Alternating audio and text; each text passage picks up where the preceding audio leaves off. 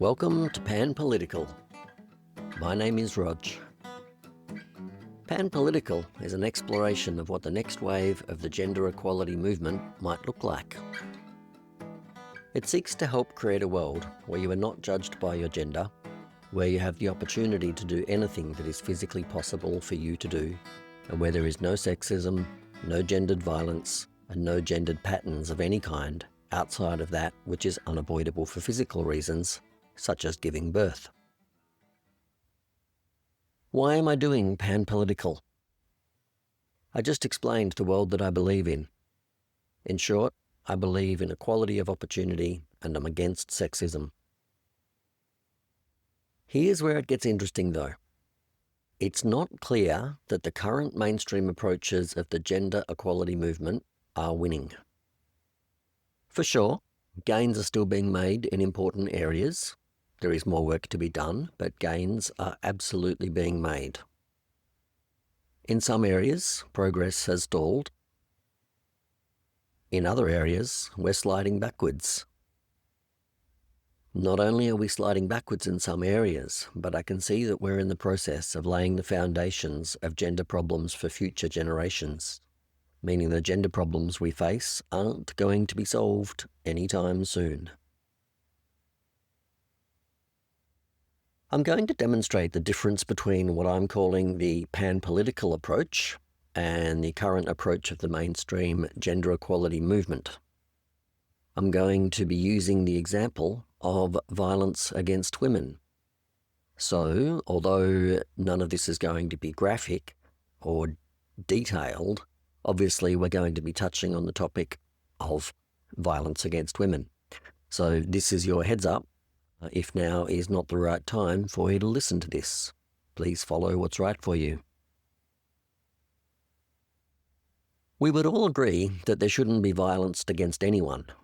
For the purposes of this example, I'm going to focus specifically on physical violence against women. If we don't agree that that's something that should be stopped, then you're in the wrong place and you're not going to find support for your beliefs here. So the current approach consists of the following.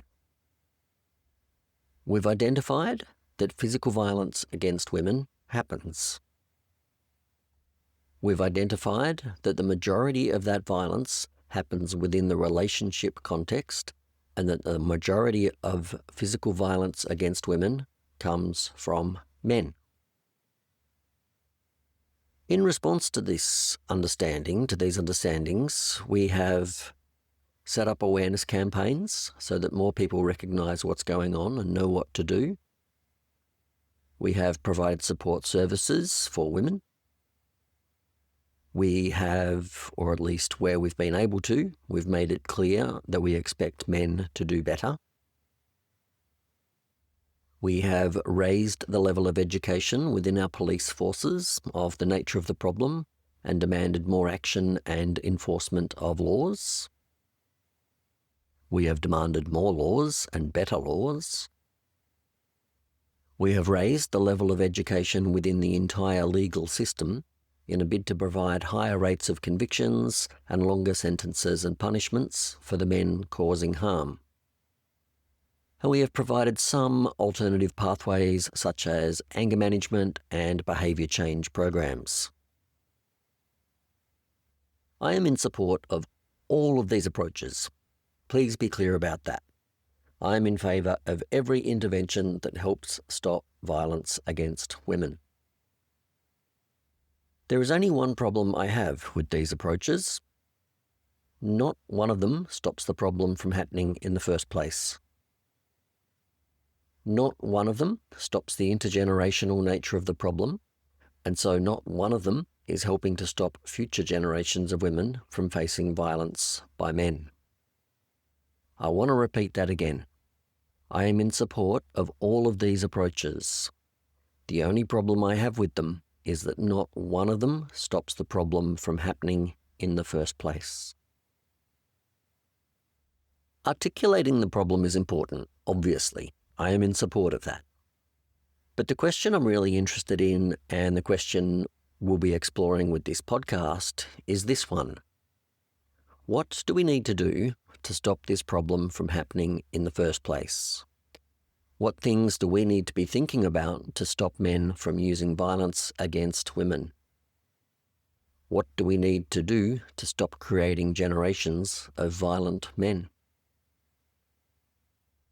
Here's where it gets really interesting, because as things stand at the moment, boys and men receive, overall, around twice the amount of all forms of violence as women, all forms of physical violence. We normalise this violence by paying it less attention than we do compared to how we respond to violence against women. There is still a prevailing attitude that violence is a normal part of boys' and men's lives, and that either we don't care to do anything about it, or that there's nothing we can do about it. Despite the fact that men receive twice as much violence as women, there are almost no services and almost no funding to support men who have been victims of violence. I am not aware of any government program to stop violence specifically against men, whereas where I live in Australia, literally every state government and our federal governments have programs and policies backed by genuine real funding and KPIs to stop violence against women, as they should. There is no serious push to stop the glorification of violence against men in our movies, our media, and online content. In fact, we still live in a world where our men can be forced to go into war and fight and be fought against any time we require that of them. We still need our men to be prepared and normalised for violence. On top of all of that, it's about $250,000 to convict someone. Hi, I'm an AI assistant, and I've been tasked with fact-checking this episode. I'm happy with the content overall. The claims made can be easily verified or are clearly identified as opinion. However, on the current point regarding the cost of convicting someone, it's worth noting that these costs vary wildly and are hard to verify precisely. They could be a lot more or a lot less than the figure suggested here. In the absence of a more precise figure, this will suffice as an approximate guide only. And it's about $150,000 a year to keep them in prison. And we all know that putting someone in prison doesn't mean they're not going to offend again in the future. It doesn't mean the harm caused to the victim survivor is going to be undone. And it's also likely to permanently ruin the life of the person that caused the harm and was convicted. In short, the current landscape is basically exactly what you'd do if you were trying to create violent men for some reason. As a social experiment, it will be hard to design something much more accurate and targeted if more violence was the thing that you sought. There's one particularly insidious feature of the current landscape. When we fail to respond to violence against men, or when we fail to take it seriously, when we laugh it off, or when we talk like the recipient probably deserved it, or when we shrug and we say that we'll get to it once we've fixed the real problems, we send those men a message that says that violence is normal, violence is fine. Because when it's against them, that's actually not far from our effective position. The problem is that we are then shocked when, under just slightly different circumstances, those men behave like violence is normal. Perhaps you noticed what just happened in the narrative as I gave that whole example around how to stop violence against women and then started talking about what might be causing that, to talking about violence against men. I went from sounding something like an advocate for women to sounding something like an advocate for men. Almost all people listening would have gotten distinctly uncomfortable when I made that switch, because that's not what we normally do. We talk about women like they're valuable and we care about them, in general. And we talk about men like they're problems or like we don't care, in general. When we do that, we help to create the next generation of violent men. I don't want to contribute to that, so even if it's not the norm, or if it's uncomfortable, I'm much more interested in looking into what's causing the problem rather than simply complaining about the problem. That, I guess, is the difference between pan-political and the mainstream gender equality movement at the moment. So what does pan-political actually mean? It's a word, I believe, that I made up. I've borrowed some language and concepts from other gender and sexuality movements to do so. Put simply, in the same way that a pansexual person is a person that's attracted to people of all genders, a pan-political person is someone that is interested in the issues that affect all genders. You can extend the metaphor a little further if you're having fun with it. You could say that a woman that is mostly interested in women's issues is cis-political, meaning their politics match their gender. You could say the same thing about a man who is mostly interested in men's issues. They would also be cis-political. Conversely, you could say that a woman that is mostly interested in men's issues is trans-political, and that a man that is mostly interested in women's issues is also trans-political. For me, I identify as pan-political, meaning on a good day, I will be aware of the issues that affect all genders, and since I've so far been talking only in the gender binary, I'd like to point out that I'm actually talking about cis women, cis men, trans folks, non-binary folks, and all other genders. I would like to think that on a good day, I'll be aware and I'll go into bat and stand up for all genders and all gender issues. I don't care about men any more than I care about women or any other gender, which is to say, I care a lot. Have a think about this as it relates to the example we just worked through of stopping male violence against women. The current mainstream approach is only really interested in the issues and experiences of women. Since it doesn't have a lot of interest in what's going on for men, it also hasn't put in place any or many of the things that are needed to actually stop creating violent men. We haven't collectively really done that because to do so involves caring deeply about men too, and involves going deeper than simply assuming that everything's fine in the male camp. But it's actually worse than that.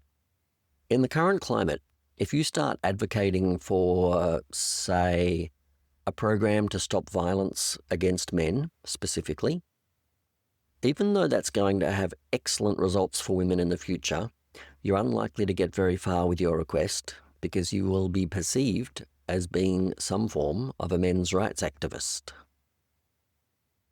The irony is that it is so much cheaper on all parties to stop harm happening in the first place. But sadly, for the most part, at the moment, that's where it stops.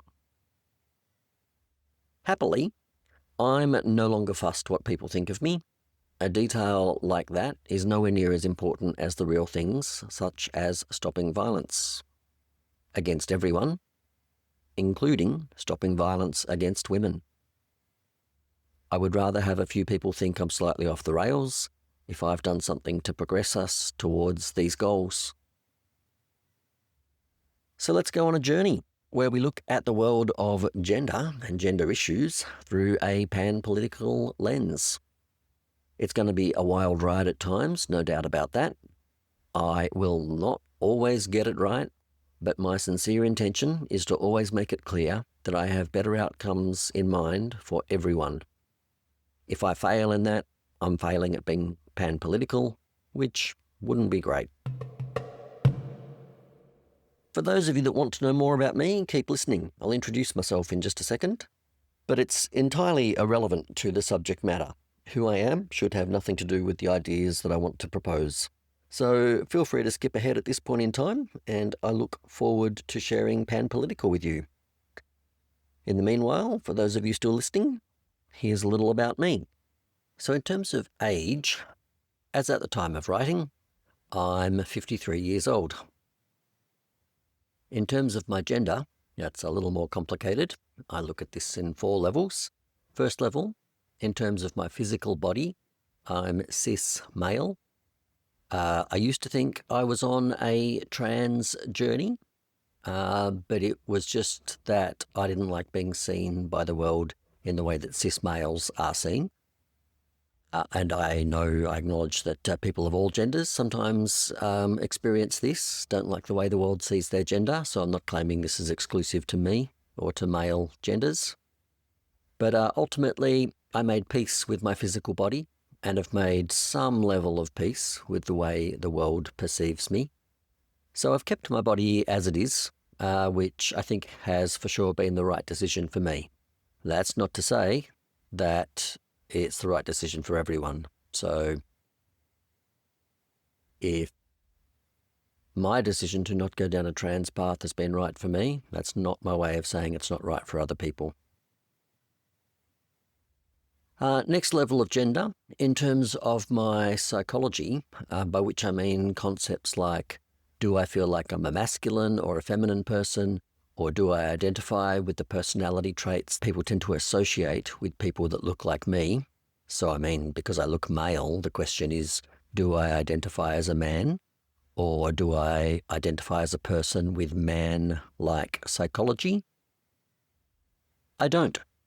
I don't identify as any gender in this regard, and in a perfect world, I wouldn't have others see me as having any particular gender either. So I'm non-binary, or more accurately, I'm agendered. I don't think of myself as having a psychological gender. I'm just me, my personality is just me, and that's also how I think of you. In terms of pronouns, I know that this is crucially important to many people, but it's not important to me. I don't care what you refer to me as, and since I look male and don't choose to spend any energy hiding that fact, I totally understand. If you want to refer to me as he or him and think of me as male, that's fine. If you want to make me smile, mix it up a little bit, call me she or her from time to time, or they and them when you're referring to me. I love that. And I acknowledge that language is imperfect and that this stuff can be really difficult. And really, I'm just much more interested in getting into the weeds around ideas around gender equality rather than fixating on how I'm seen or spoken about. And thus, my reason for doing this podcast. So, still on my gender, the third level is in terms of who I'm attracted to, and I'm increasingly pansexual these days, meaning I'm attracted to people of all genders. I note that most of my history has been more on the hetero side, and most of my romantic partners still look kind of hetero. And lastly, the fourth layer of my gender, as you already know, in terms of my gender politics, I am pan-political. Okay, so zooming back out to just a little more around me, I'll just give you a little bit on my history, then we'll finish up. I have been interested or obsessed in these topics, since I was about 12 years old. There are some core values that haven't changed for me since then. Like, for instance, all people should be able to have a go at whatever they want to have a go at, regardless of their gender. And all people should be judged based on who they are and what they do, rather than on their gender. And I know that these values haven't changed because, hilariously, age 12 was also when I started writing about these topics. So I've been able to go back and check. I'm not formally qualified in this area, but that's in keeping with the way things are for me. I'm not really qualified in anything. Which is not to say I haven't studied, and in some cases haven't studied very extensively. It's just that people like me don't fare well in traditional educational models. I'm more of a deep dive as I get inspired kind of a person. I've been writing about gender equality things, often under pen names. I mean, sure, some early attempts at age 12, but I don't think that really counts. But taking it more seriously since my 20s.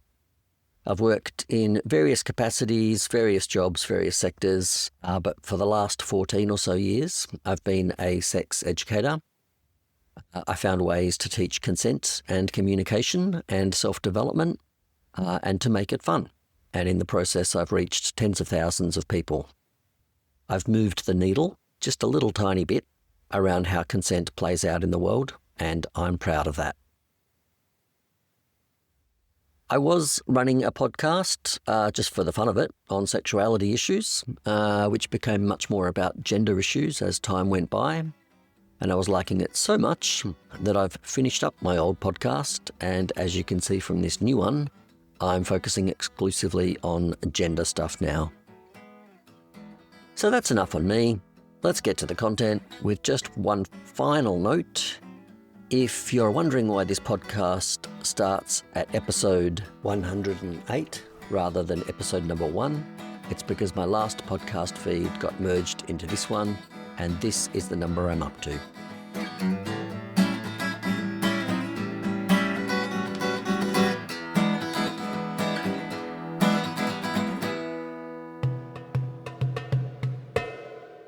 Hey friends, how about this strange old thing we call capitalism, huh?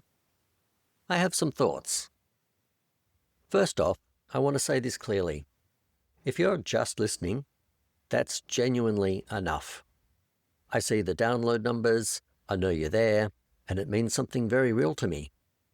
You're turning these ideas over in your head, maybe chatting about them with others, maybe looking at the world a little differently. That's the whole point of this for me. No pressure, no guilt. I'm grateful you're on the ride. At the same time, I know some of you want to support this more actively, and you're in a position to do so. That's where Patreon comes in. It's a simple, direct way for you to throw a bit of fuel on the fire if the episodes have been useful or meaningful to you. I used to feel weird about asking for such things, but then I realised it's not that different from buying a book that changed your perspective, or paying for a workshop, or even just grabbing a coffee for a friend who's been good to talk to. This show is my version of that, something I'm putting real time and care into, and that you can support if you want to. So if you're able and it feels right, head over to the link in the show notes and become a Patreon. Even a small amount helps me more than you might think. And if not, keep listening. I'm happy you're here.